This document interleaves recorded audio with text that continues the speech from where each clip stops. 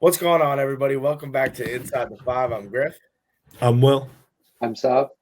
And on this episode, we're sticking on March Madness exclusive episode. We're going to be breaking down some of the games that have happened, some of the games that will be happening in the Sweet 16 as well. What do we say, guys? Let's do it.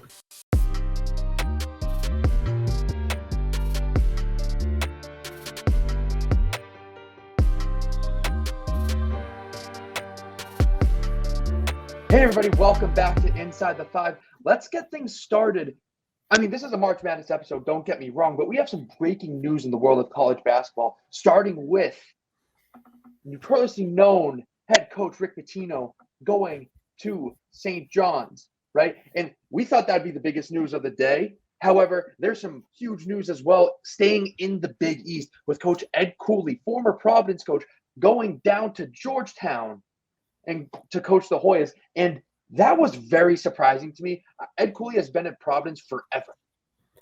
Yeah, and what I really don't understand moving within the same conference to I don't really know what better he's gonna get at Georgetown compared to Providence. I mean, he has a good program running over there.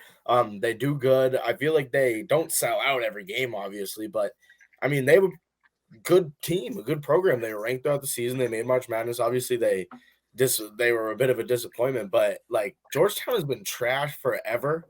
And like Patrick Ewing was supposed to be their savior, and he was, I mean, everything but that. And I just don't really understand like what kind of advantages he's gonna get from making this move. Maybe it was just like a personal type move, but I don't know. I have a hot take. I have a prediction that I want to bring out. But Will, what are your thoughts originally on this?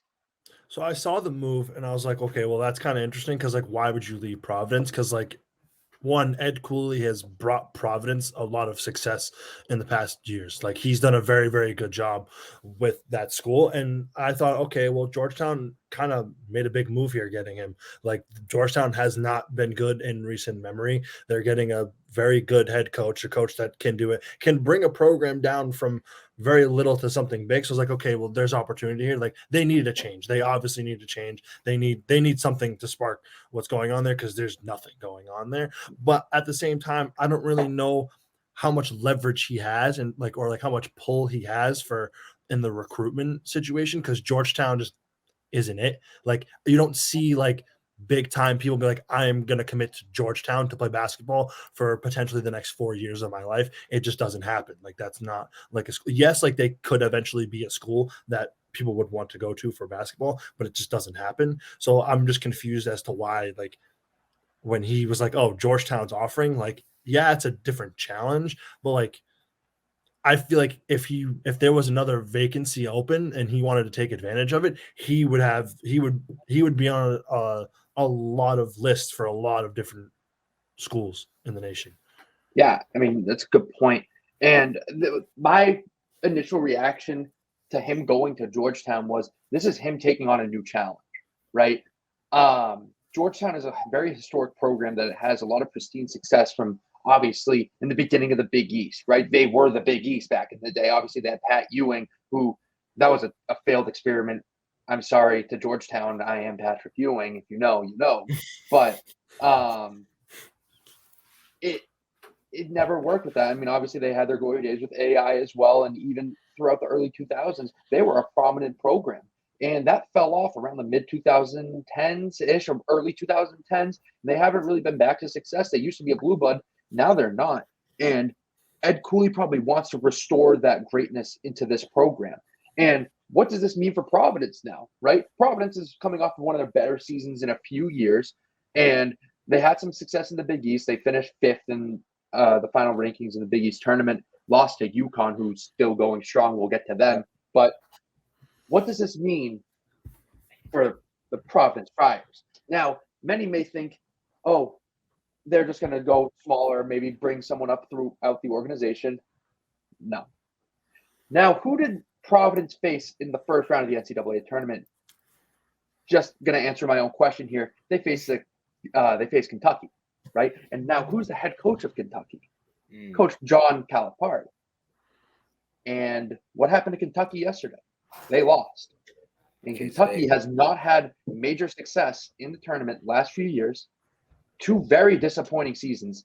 I mean, last season they probably faced the second greatest upset of all time when they lost to St. Peter's. When you talk about funding versus funding school for school and whatnot, they lost in the first round to that team. They lose in the second round here after a disappointing regular season. I think Coach Cal is getting the boot from Kentucky, and I think Providence hops on that and they hire him, and the Big East will continue to be the best conference in college basketball. And I mean, it's a shout that, you know, we haven't really seen a major move like this in a while. We've seen retirements with obviously Coach K, Coach Roy. But I mean, Coach Cal has been there for years. It's a good shout. And if it hits, you're one of the first people on it. But it does kind of seem like it would make sense. You know, they haven't really been doing anything, and obviously you have the Naismith Player of the Year and Oscar Tshiebwe, who, you know, did play good throughout the tournament, but you're not getting much guards around him. You haven't had much success as a program, like compared to where you're supposed to be. I don't know. It's another move, and I didn't think of the Cooley move in the way that you did, as it's going to be a new challenge for him, and I actually like that angle that you're taking there, and it makes a lot more sense for why he did that. And I think it could be the exact same thing with Coach Cal. His legacy is cemented in Kentucky, and he is, I mean, one of the greatest coaches of all time, and he will always be remembered as the head coach of Kentucky. But this could be a nice little challenge on the way out. It's a little bit less stress, in my opinion, compared to, you know, being the coach of a blue blood. And you're still playing in a good basketball conference with a team that is currently set up for success. If you bring in someone like that, they would be even better. It would work out, in my opinion.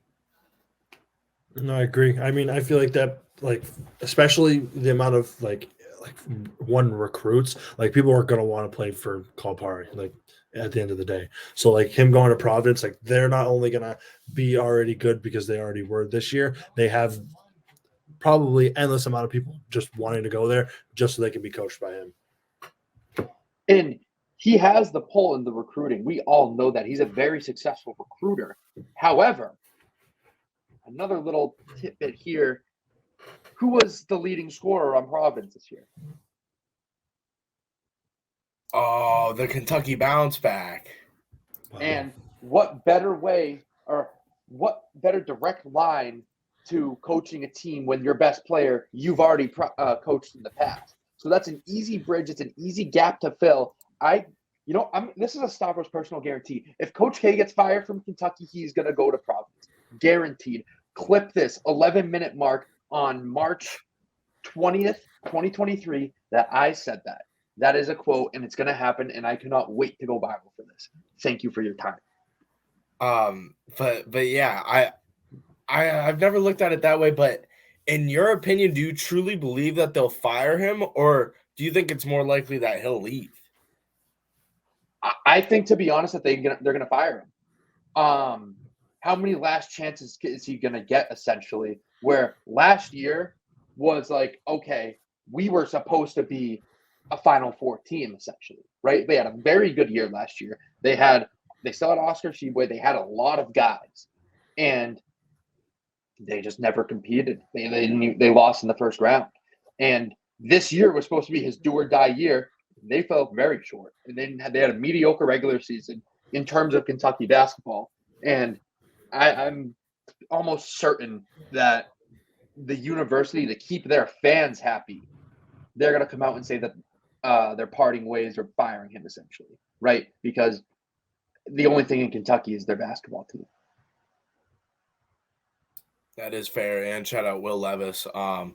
But I say we dig into a little bit of this bracket here, and let's get going on some of these games, because, I mean, it seemed like game in and game out. Even like the 20-point blowouts, I feel like some of them were out of control in the first half, but most of them came down to the second half.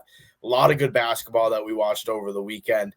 And I just want to get it started with Bama has had like the most Mickey Mouse path I have ever seen in my life. You play Corpus Christi, and then you struggle in the first half to Maryland, who I mean is, in my opinion, Maryland is a disgrace to college basketball. I hate Maryland basketball, but then you go up and now they're in the Sweet 16 against San Diego State, who we've liked throughout the past couple of rounds, betting wise. I still think that's an easy win for Alabama. And you look on the other side of the South, Stav, and I just it doesn't really get much easier. Yeah, I mean, I have a future on Alabama, so this is kind of like a very good sight to see right now, just looking at the overall picture of this bracket and how things are shaking up for Alabama. However,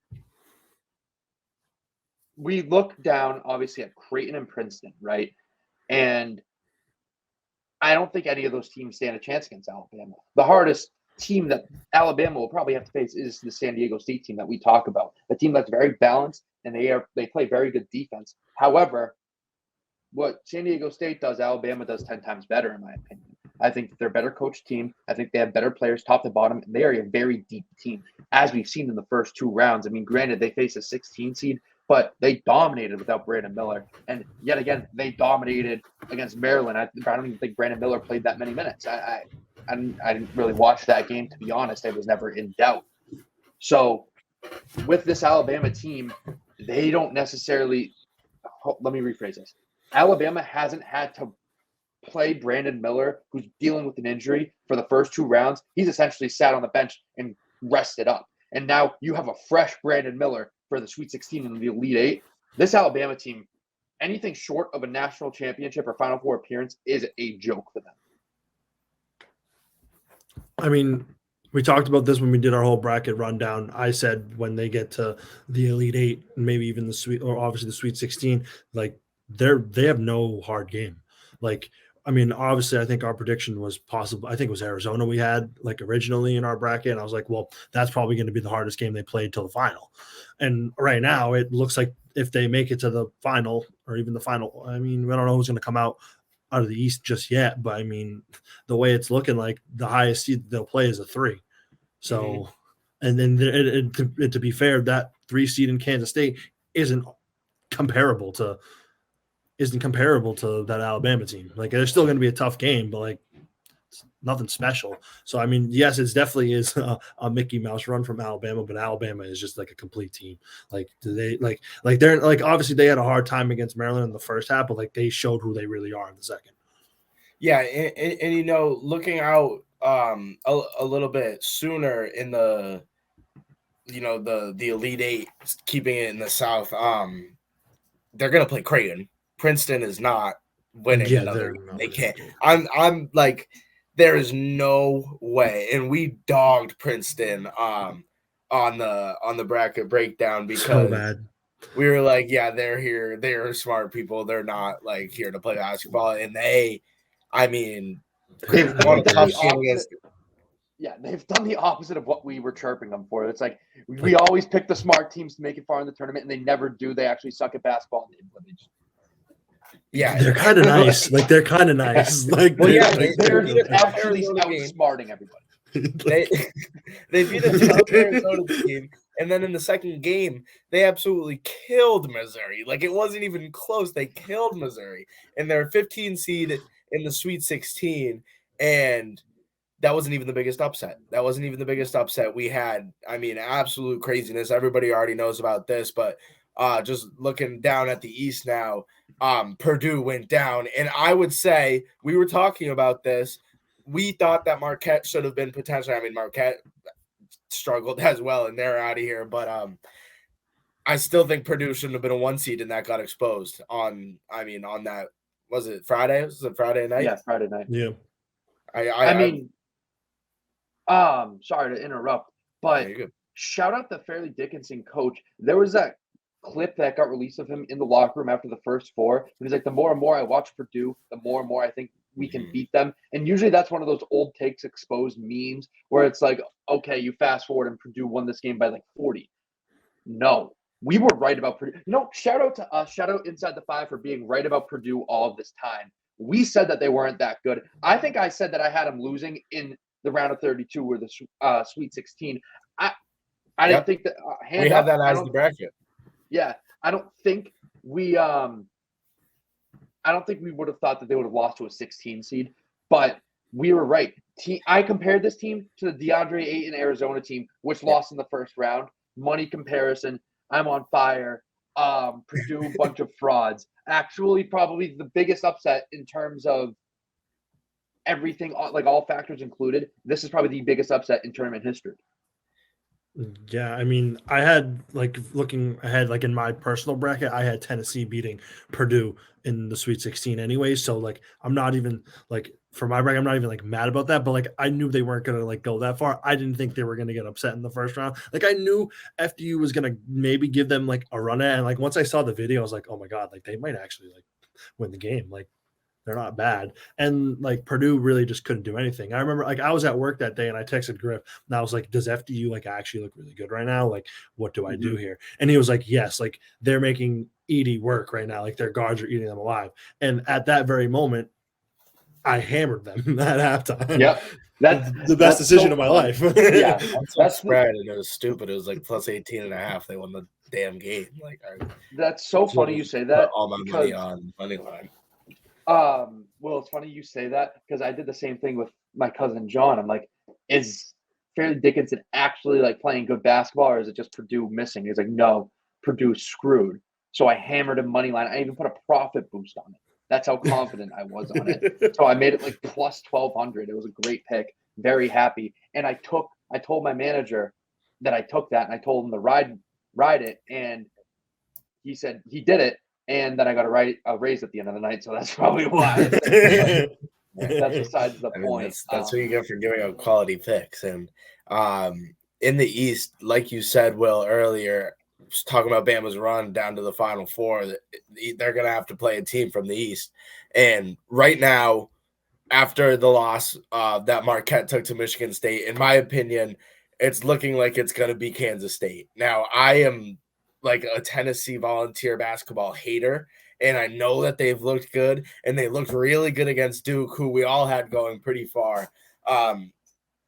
Tennessee's not going to struggle against FAU. I said Memphis was an AAU team, and then I looked at FAU, and I was like, I remember watching them when they were in 9th grade, and they still play the same style of basketball. They're not going to struggle at all against FAU, but I still think Kansas State is a better basketball team than Tennessee. So I think Tennessee makes the Final – or, I think Kansas State makes the Final Four. My outlook when I was making my bracket was I saw the Tennessee-Duke matchup right away. I didn't want to pick Duke, like, as a straight Duke hater. Like, I don't even care. Like, I hate them. But, like, in terms of, like, basketball, like, I looked at it and I was like, Duke has one of the only teams, I think, in this side – and unless they beat Tennessee, that matched up with them perfectly, which it showed that they did. They played them even the whole game, and they ended up winning. I think Michigan State, I don't think has a chance against Kansas State. They looked really good. Like they held their own, and it wasn't like they were like forced to hold their own. Like they did their job and they did what they had to do. On the other side, I think Tennessee might give them a good run. I'm trying to look to see who. I had Marquette, so it doesn't like that ruined my half. Like I had Marquette making the Final Four on that side. So I think Tennessee is going to go to the Final Four from this side. To be honest, Michigan State has surprised me in each of their games thus far. I mean, they went out and they beat USC pretty handily. That wasn't really close. And then they go out, and it was kind of the same thing against Marquette, although it was only a 9-point game final. They were leading the entire second half, really. I mean, I think it was close to start the half, and then Michigan State kind of pulled away, especially in the last 5 minutes, and it wasn't a competition at the end. And usually it's kind of the opposite with Marquette. Marquette usually kind of bounces back, right? They're a second half team from what we've seen in the Big East tournament and even like throughout the regular season in a sense, where they've been a pretty goddamn good second half team, and Michigan State just dogged them in the second half. And until this I bet against Michigan State. I did. I bet against Michigan State in each of their games, and it's backfired. So I'm kind of under the impression right now, until they prove me wrong, I'm not gonna fade it, because it seems that coaching really does play a big factor in it. they're prepared, right? The moment isn't too big for them, and we've seen it in the first 2 tournament games. And I'm very impressed with how this Michigan State team has played throughout the tournament, upsetting one of our favorite teams in the tournament in Marquette. Yeah, and Tom Izzo has, been here before, and he's won many games in March. And you're right, coaching does really play a factor. And I want to say that even though Michigan State kind of took over in the second half of that game against Marquette, it was a good coaching battle and a classic coaching battle of Tom Izzo against Shaka Smart. And I want to be the first one to say, and I can't believe I haven't heard this before, the reason why Shaka Smart has lost 8 of his last 9 March Madness games is because he wears a long sleeve Under Armour shirt under a golf shirt. Like, dude, what is it? You're not October golfing, you're coaching a basketball game.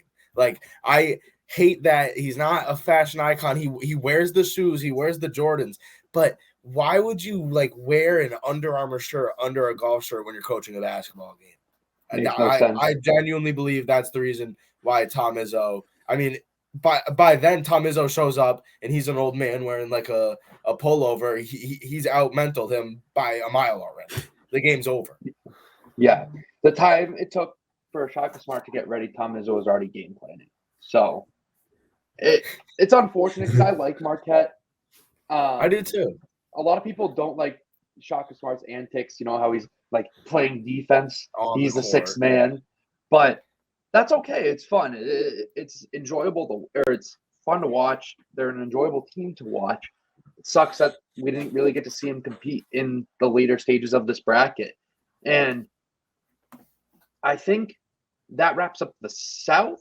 Or no, the East. I'm sorry. The East. I was going to say, this could end up being a W season from Kansas State, though. We predicted, at this point when we were talking about it, we're like, well, is it a bad season if they lose now? If they win now, they have a better chance than hypothetically if they were to play. They have a very good chance to get into the Final Four. Yeah. And then get smacked by Alabama. Yeah, exactly. Are you kidding me? No. And even if they don't get smacked, the NCAA will rig it so Alabama gets to the championship. There's no way the NCAA is putting Kansas State in the national championship. There's no shot. No. I'm sorry. But that's besides the point. We'll cross that bridge when we get to it. But let's go over to the Midwest. Houston did its thing, both of the games. Very surprising to see how they dominate. Yeah, they dominated Auburn. And I was expecting Auburn to put up a fight, to be honest. And they just got dominated in the second half. They look so good. And you guys know how off I've been and we have been on Houston all year. And on my main bracket, I have 2 main brackets, but bracket 1A, I have Houston winning it all. I don't know. I texted the both of you when I realized it. It was a late at night before the first round. And I was like, you know what? I've been off Houston all season. I'm taking them. And so far they look good. And they're going to play a tough Miami team. But in my opinion, in the Sweet 16, I think Houston handles them very, very handedly. And I think that Miami, the way that they play, and they showed it a lot against Indiana, is even though Indiana typically plays quite small with Trace Jackson Davis at their 5, he's only around 6'8". But he plays very big. Miami took advantage of that. They had at times in the second half 4 point guards on the court. They were running up and down. They're getting easy transition dunks last night during that game, and they handled Indiana very well. They're a team that gets out in transition, plays defense, gets steals, traps, and things of that nature. And Houston is the same exact team, but in my opinion, more athletic, better at rebounding, better on the glass than Miami by a mile, and overall just bigger, more athletic than Miami. I think that they easily win that game. They're going to have a tough test against the winner of a very, very good Xavier team against a very good Texas team. That might be the game of the Sweet 16 to look out for. That might be the best game that we see in the Sweet 16, Xavier against Texas. Yeah, I think, to be honest, the winner of that Xavier-Texas game is going to go to the Final Four. I don't want to downplay what Houston's done. Mm-hmm. However, obviously you face a 16 seed who you struggled with in the first half. Don't get me wrong. They struggled. And then in the first half against Auburn, they struggled again. but they dominated the second half, leading them to have a 17-point victory. Miami's a pretty good team. I think that I agree with you. I think that they do handle them. But Xavier in Texas, Xavier, what they showed me yesterday is they don't need Sule Boom to carry, right? He had an off night or an off morning essentially, and he's kind of had an off tournament in general. Agreed. They almost got eliminated in the first round. They were down like 15 with 6 minutes left. Yeah. And I thought they were dead. They ended up pulling it out 1-5, but they handled Pitt. It was never really a competition. They dominated that game. They played the perfect first half, and they played a great second half to keep that lead. That's why they're where they are. And Texas has kind of had an easier path as well to where they are right now, which makes me like to think Xavier is going to take them. Texas is a good team, but you face Colgate, you win that game as you should, but you can't really say that in this year's bracket with how many upsets there have been. But Penn State was a 10 seed, hot at the right time. I never really fell for the Penn State love and lure that there was for that team. Now you face Xavier. These are I'm picking Xavier in this one, to be honest. I think it's gonna be a great game, but I think that Xavier's deeper, and I think that they're in a great spot to take advantage of a Texas team and jump out ahead of them as their toughest matchup up to this point.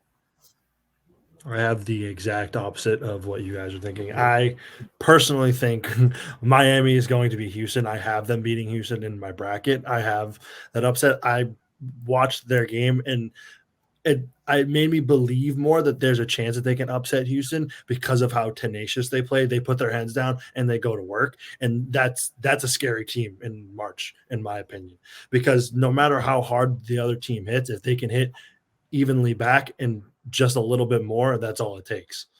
They don't even have to really come back and go up by 10. They have the power to just hold them off, and they have the smarts and they have the team to kind of just barely escape. Do I think they're going to advance any farther if they beat Houston? I don't think so. I think either Xavier or Texas will probably dismantle them. I think they're just two complete teams. I have Texas beating Xavier just because of the way they look.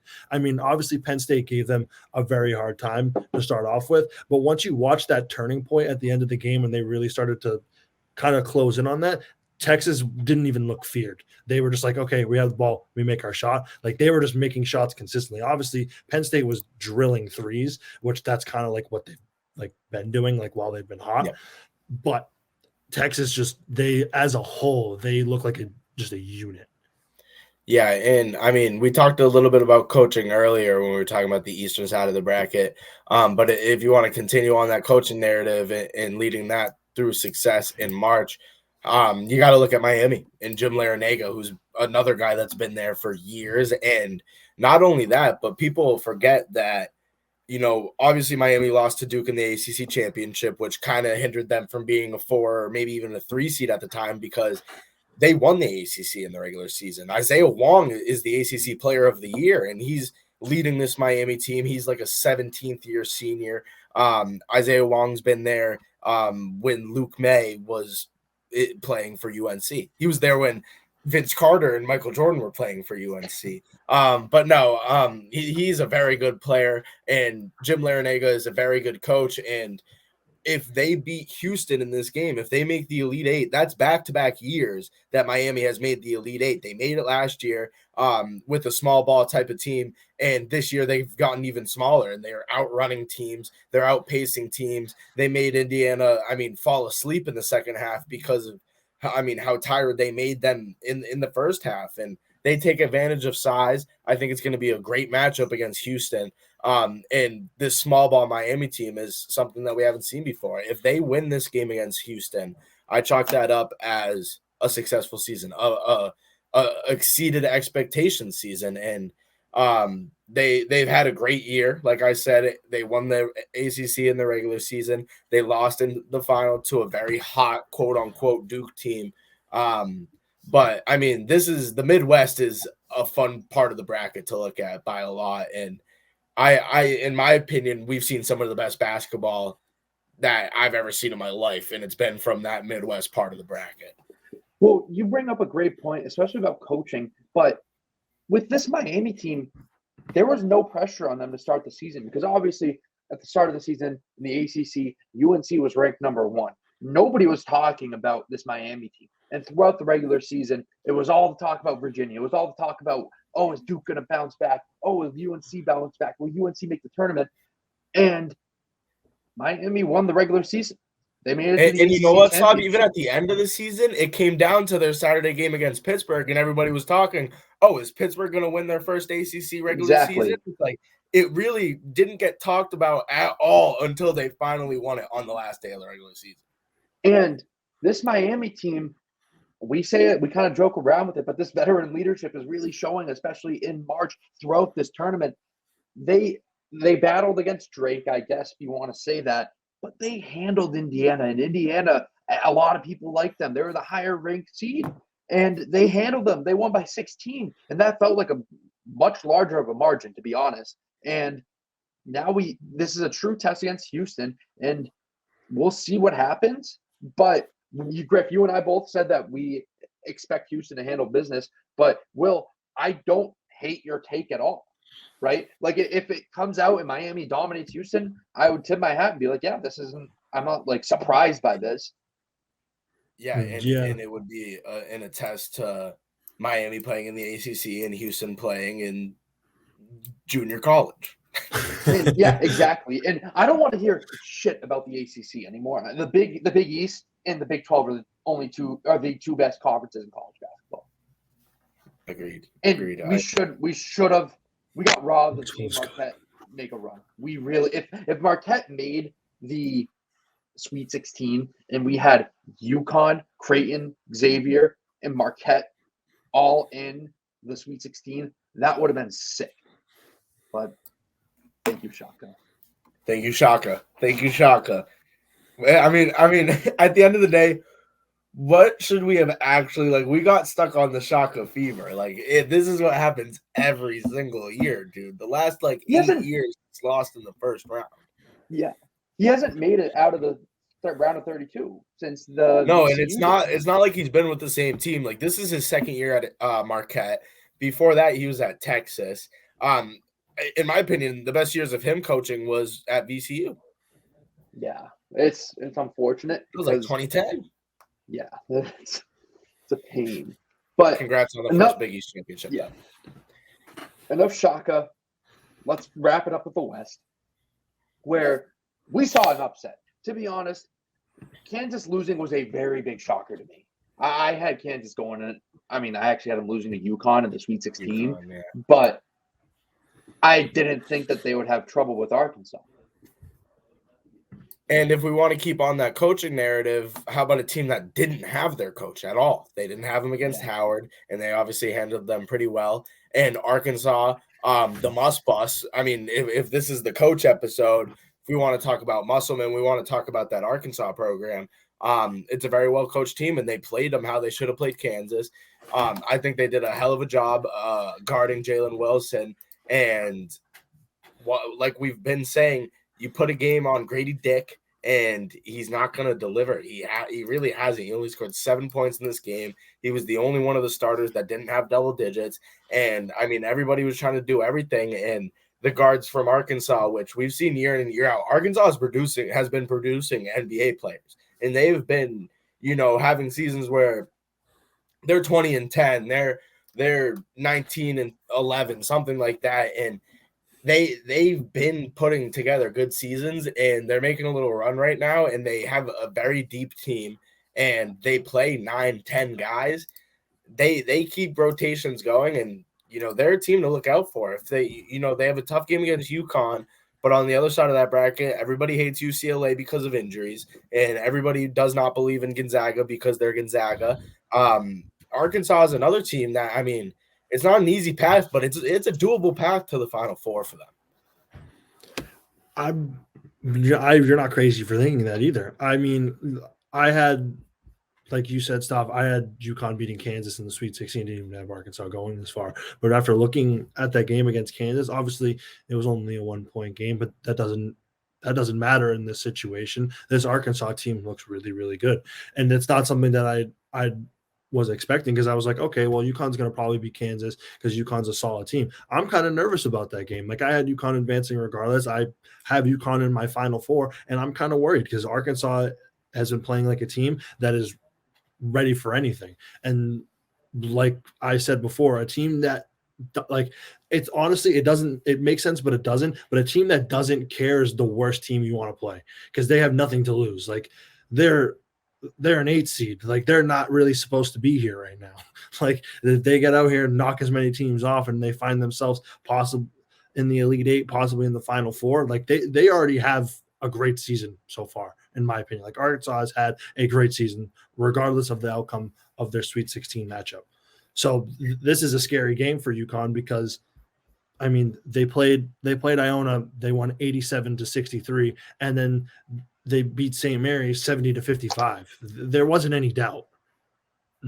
Now well, that game in the first round for UConn wasn't easy. It didn't start off easy, but like they dominated the second half. They dominated the second half. So like there really wasn't like doubt then, and I think that part of it's like is kind of scary having them. Well, at least for me, having them in the Final Four, and just like having them going far, especially for Arkansas. Like they look like a good team. They look like they can do anything right now. So it's a good point. I mean, I'm taking UConn. I have UConn. I'll probably. I'm taking UConn as well too. UConn has. This might be a hot take. Besides Alabama, UConn's looked the best in the tournament. With how they've won, especially. I was nervous in the first round. In the round of 64, they were down at half or they were tied at half. I think they were down by 1 or 2 points. And then you go on and win by 24 against a team who's coached by a legendary coach. We say this is a coaching episode. This is the opposite end of that, where you beat a team that's probably primed for halftime adjustments. And with a coach that probably has these guys prepared, you just dominate. And UConn in the second, I wasn't a big fan of St. Mary's this year, but they beat the shit out of St. Mary's too. And it's like, all right, now you're facing a team where you're probably going to be around 5-point favorites in this, 4.5, 5-point favorites.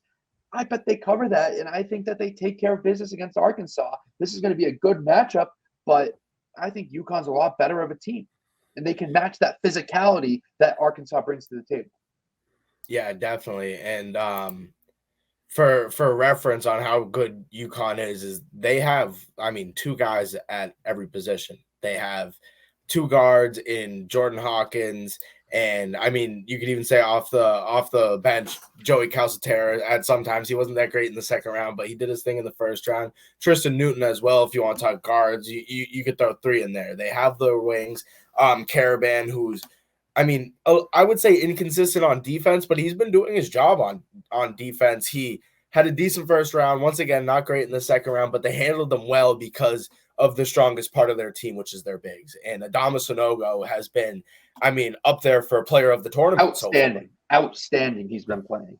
And other than that, I would say maybe Oscar Tshiebwe through the first 2 rounds, who put up like 24, 20 rebounds, and Drew Timmy's putting up numbers as well. But I mean, Adama Sanogo has been fantastic, and off the bench, you still have Donovan Clingan, who's been playing great on defense, who's been grabbing boards. He had a double-double. They both had a double-double in the first round. They've been, I mean, doing it at every single position, and we keep bringing up coaches, and you can't sleep on Coach Hurley, and he's been, I mean, running these guys through it, and they've really not looked like they've had a fear in their eyes throughout this whole tournament.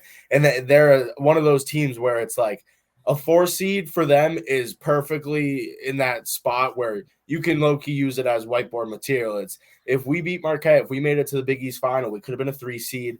If we won the Big East final, like, they were the 10th ranked team in the country and they got a 4 seed. So they have a little bit of a chip on their shoulder, and they have a run that they can easily make right now. And you look out to who they could play. It could be a Houston. It could be an Xavier, who they've met before twice this season. It could be a Texas team. It could be a Miami team for all we know. But I think that I love them right now. I think that if I were to place a future today, it would be on the UConn Huskies to win the national championship. I really like the path that they have. And Alabama, it's too good to be true, in my opinion. Yeah, I mean, we'll look at it. I think here's my take as well. If UConn can beat Gonzaga, because I am a little bit worried about this Gonzaga team if I'm a UConn fan. I mean, I pull for UConn. I pull for the Big East first and foremost. But love this conference. Gonzaga is playing a great brand of basketball right now. No one really talks about that. They dominated their first round matchup as they should have, and they took care of business against TCU. They were down at half by 5, and they came out in the second half guns blazing. Drew Timme looked unstoppable. Backdoor cover by TCU, an all-time moment. I didn't have TCU. I had Gonzaga -1.5 in the first half, after the first half, and it covered. But it was cool to see. But in the second half, Gonzaga looked like a completely different animal. Yeah, I mean, I had taking a look at the second half of, I guess, the West. I had TCU advancing over Gonzaga. It was a tough loss. I was very upset about that. I was kind of high on TCU this year. They looked good. I thought this could have been, they could squeeze in like as a 6 seed. Like you don't expect too much, but like they were a good 6 seed. I mean, the ending of that game was definitely rough. I think Gonzaga is going to beat. I have UCLA, but I think Gonzaga is going to probably beat UCLA in this. But UConn, I agree with you guys. I know I was just like defending Arkansas a little bit, but like I'm on the wavelength for UConn here. Like I have them in the Final Four. If honestly, out of everyone, like probably especially good value, UConn's probably a good value team right now to place a future on. Yeah, so sitting at plus 900 last time I checked, which is very good. They're a very, very good team. Like they keep rolling. Yeah. Like they get hot. That's a dangerous team. You can't let a team like that get too hot because might win a national championship. They have experience, and they still have youth, and they have a lot of everything at every position. And what I feel like they struggled with most of, and we talked about before, was their defense. And I feel like their defense has looked fantastic through the first 2 games, and especially St. Mary's, who is the best defense in the country. And I don't believe in the West Coast Conference, but they are a good defensive team, and in the Ken Palm, and I trust the Ken Palm. They said they're about top 5. And UConn held them to 55 points, and they scored 70 on them. I mean, they are a very talented team, and we have a long way to go still, and a few days until there's games played again. But I pretty much have it wrapped up here. I don't really have much else to say. I'm just ready for more games. I don't know what's going to happen here. I'm scared to even make predictions because it's like Michigan State could be playing in the Final Four next week, or they could lose it to Kansas State. I don't know. I have no clue. Right. I'm going off on a lim right now. Here are my teams in the Sweet 16. I'm sorry, in the Elite 8. Give me Alabama, Creighton, Tennessee, Michigan State, Gonzaga, UConn, Xavier, Houston. All right, well, let me hear yours. All right, I got Alabama, Princeton. We'll ride. Yeah, Alabama, Princeton. I'm going to go Tennessee, Kansas State. I'm going to go Miami, Texas, UConn, UCLA. All right, give me Bama. Give me Bama, Creighton. Give me Tennessee, Michigan State. I'll take Houston and Xavier. And UConn, Gonzaga. I'll take that. Might have been a little basic, but I mean, I've been hot. Stav, you can, and I've told you about it, Will. I mean, 5-1 on Thursday, no big deal. No big deal. My dog missed a big one on Saturday to start the day. Gave him 2 treats. One was the first half under. One was the first half over of the Xavier game, right? Mm-hmm. Or was it the Creighton game? No, it was Xavier. It was Xavier. And he took the treat on the left. I was like, okay, under. It's a lock. And that didn't hit. So my dog is 0-1. But right now, big profit for me this past week. And I'm excited to keep going in. I'm more of like a spur of the moment. Once it hits me, like maybe 20 minutes before the game, that's when I lock it in. And it's like I'm feeling good about these picks. But the thinner this bracket gets, the harder it gets to pick these games, because now it's like who's really hot and who's going to be hitting these threes from the logo, who's going to be doing all these things. But how about we talk about the NIT? Now, I was gonna say, I think we've all been like kind of hot as a pod, like low key, like all of us. We've been doing our thing. I mean, we've been prepared for this moment. To be fair, prepared. I'm running March right now. I run March. Yeah, Will is March. For those of you who don't know, Will just dominates it. Yeah, March Will always has good brackets. I know ball. Will's a bracket guy. You know, But yeah, I've been starting to heat up in my two big pools. So I mean, well, to be fair, what can I say? I'm just trailing Will. I'm next in the bracket that Will and I are in with our church basketball team. But then Griff's girlfriend has a vendetta against me, apparently. Hates my picks, hates my bracket. So. I'm for first right now, but she doesn't understand that since Kansas lost, like she's pretty much done. She doesn't understand that. Yeah, as long as she finishes above me, like I guess it's a W season for her. Jeez. Yeah, I mean, like, no, she every single time that she like looks at the bracket, she has not mentioned anybody else's name. She's like, I'm ahead of Stav right now. She's been ahead of me. She hasn't even mentioned me. She's ahead of me right now. Damn, sorry. Like, all right. If I finish ahead of her, maybe I'll throw a jab, but you will finished. You will. Like Kansas lost in the she first has the round. lowest amount of remaining points. I know, and she's tied for first with Will, and she's holding it. Like she is like, yeah, I'm in first right now. I'm like, Kansas lost. Kansas lost bad in the second round. Like that. You got 0 points for that. Like that's not good for you. Like look at like your max total points. She doesn't get it, and no, she won't listen to this. So.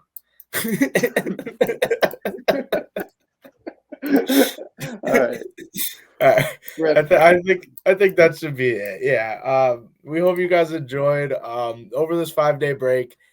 Here's my advice for you: don't watch the NIT. Don't bet the NIT. It's just because you're missing it.